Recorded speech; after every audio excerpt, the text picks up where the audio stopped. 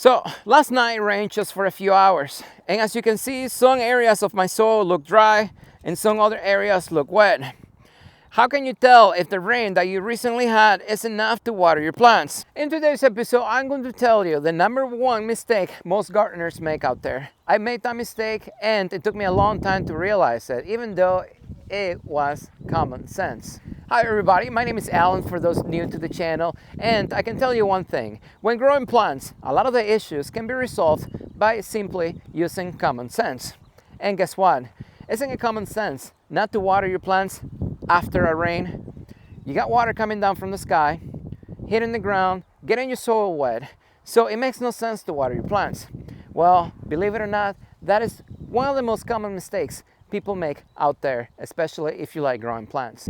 So it may seem like common sense not to water your plants after it's rained, but I can tell you this is one of the exceptions out there, and that is you have to look past common sense. And let me explain. Out there you have two different types of root systems. The most popular ones are going to be shallow rooted plants and tap rooted plants. If it's rained just for a few hours, I can tell you most of the shallow rooted plants that you have will actually get watered. Or if you have plants in containers like this one right here, you can see the soil is actually wet. So it's common sense not to water these plants because guess what? It rained for a few hours last night, so all these plants right here got watered. But what about plants that have taproot systems? Plants that have roots that go deeper into the soil, more than a few inches. I'm talking about several feet to, there are other plants out there that can go into the ground several hundred feet. But for most of you watching this video, most of your plants that have taproot systems are probably just gonna go into the ground, I would say 5 to 20, 30 feet below ground. What about those plants? Do you think a light rain just for a couple hours it's going to water those plants? And the answer to that question is no. You see this Pakistan mulberry back here? I did not plant this mulberry tree right here. It planted itself, grew roots through the container and planted itself into the soil. But this plant right here has a taproot system, and this plant right here requires deeper water. The older the plant gets, the deeper the root system will go into the soil. Now a full-size mulberry tree, I can tell you a few hours worth of rain is not gonna be enough to water it. I learned this the hard way just a few years ago. I have a Shangri-La mulberry. All of a sudden it was dropping its foliage. The canopy was turning yellow, dropping its leaves, and I didn't understand what was going on.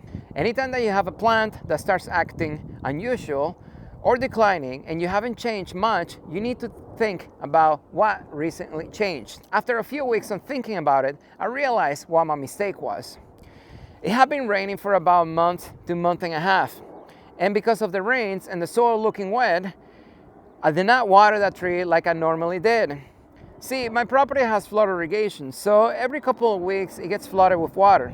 And I use that water to water some plants that have taproot systems. But because it had been raining and the soil looked wet, I did not water it. I thought that was enough water to water that tree. So when plants are used to drinking a certain amount of water and then that water gets cut off, they will actually drop their canopy. They will minimize water consumption, and the easiest way for a plant to do that is to shed its canopy. And that is exactly what was going on to my Shangri-La mulberry tree. I was not watering it the way it needed to be watered because I assumed the rain was doing the watering for me. So this problem is usually going to be mainly in areas that do not get frequent rainfall, like here in the desert. If you live in areas of the United States like Florida where you get rain every single day, obviously your plants are going to get watered because, well, it rains every single day. But here in the desert, when it rains, even for 5 minutes, people automatically stop watering the plants because they think that rain is actually enough to water their plants, when in reality it's not. So last night it rained just for a few hours, and as you can see, some areas of my soil look dry and some other areas look wet. How can you tell if the rain that you recently had is enough to water your plants? Well, for one, you need to understand the type of root system your plant has. Do you have shallow rooted plants? Do you have deep rooted plants? How old are your plants? Are they well-established plants? They've been in the ground for many years, decades even, or do you just put those plants in the ground? If it's rained recently, how can you actually tell how far the water has penetrated your soil? Well, most people's soil is going to be different. So my soil in this specific area here is very sandy, but I also have clay soil. What's the difference? Well, when it rains and it hits sandy soil, the water will just go through the soil very quickly. The soil will not retain much water, and it's not gonna stay as wet. Now, if you have clay soil, most of that water will just pull on the surface, and it will take a long time to actually soak through. But the main difference is that clay soil will actually retain a lot more liquid, a lot longer than sandy soil. Sandy soil, usually you're gonna see a sparkle. I don't know if it shows in the video, but there's a lot of grains of sand on the soil, and as the light hits it, it just sparkles. You can see it light up. That's very easy to identify when you have sandy soil, especially if it's just open dirt like this. Now, obviously, if you have grass, it's gonna be a little more difficult, but it's very obvious to see what type of soil you have or you don't have. Now, if it's rained for a little while and you're not sure how far the water is penetrating your specific soil, one of the easiest ways to do that is to actually just get a shovel and dig. So last night it rained, I think for about 2 to 3 hours. It was very light rain. But as you can see, my soil here, it's only barely moist on the surface. And as you get deeper, there's a little layer that's actually more moist, and then it just goes dry because it did not rain long enough to wet past just a couple inches. So this right here, this is just like about 2 to 3 inches below ground. This is not enough to water any established tree out there. So that spot was right over there, and the soil looks dry on the surface. So obviously the underneath may not be as wet, but what about if the soil looks wet on the surface? Which is the thing that gets most people out there. If it looks wet on the surface, then people assume that it's wet underneath. Let's go ahead and check the theory and see what the soil underneath looks like.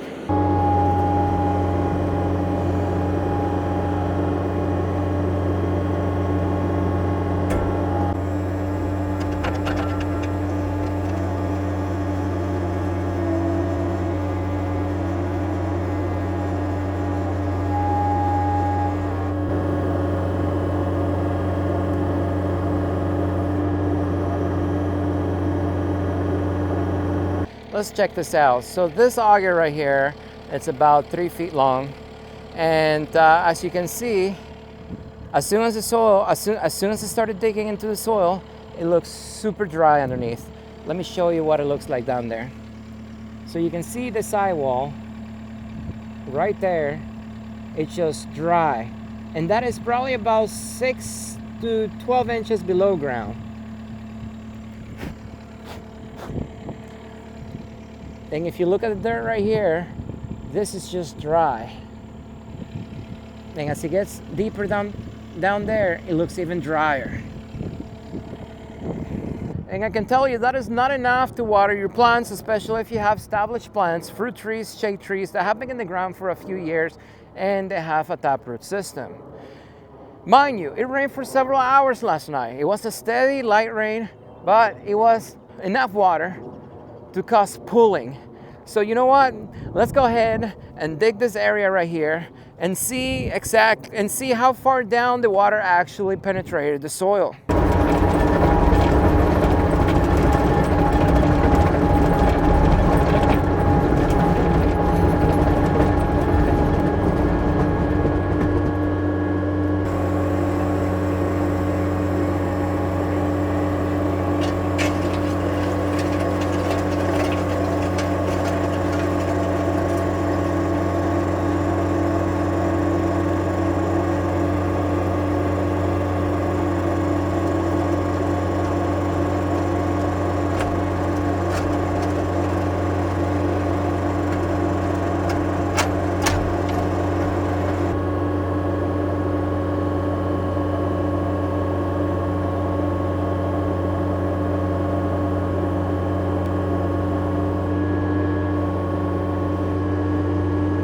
I'm sure a lot of you didn't expect the soil to look this dry, but the reason why the water is pooling in this area is because this area here has probably more clay soil than the other area down there where it's mainly sandy soil. But as you can see, this water's been like this all day long from the rain last night. And just like the other area, it's only wet just a few inches below ground. You can see the soil right here. This is dry. This is not gonna water your plants. So if you get rain and you're thinking that that's enough to water your plants, well, that's the reason why your plants are struggling, especially if it's been raining and you have not been watering your plants. Now let me give you a closer look down in the hole so you can see for yourself.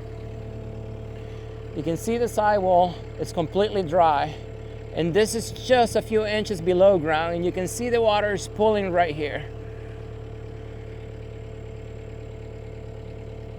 Completely dry.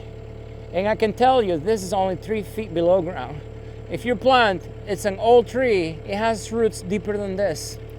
And if you don't water it, well, that's the main mistake most gardeners make. As you can see, you cannot rely on the rain to water your plants, because if you do and your plants are dying, that's the main reason why they are probably dying. A lot of questions in gardening are usually answered by just using common sense, but this is one of the few times, exceptions, where common sense does not apply. You actually need to know a little more. So is there anything wrong with my soil? There's nothing wrong with my soil. The reason why the water is pooling that way is because we haven't had rain here in the past 6 months, like super heavy rain.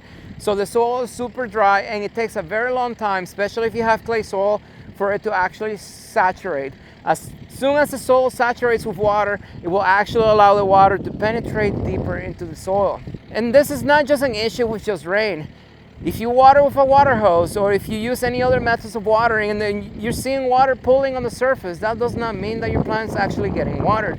This is the reason why I always recommend to water your plants slowly over a longer period of time than to just dump a bunch of water all at once and letting it pool on the surface and thinking that's actually watering your plants. As you can see, gardening can be easy, it can be complicated as well, but to be honest, just take care of your plants, and as long as you watch my videos, I can guarantee you that your plants are gonna stay alive. As always, if you like my video, don't forget to like it. If you haven't subscribed, what are you waiting for? And I will see you next time.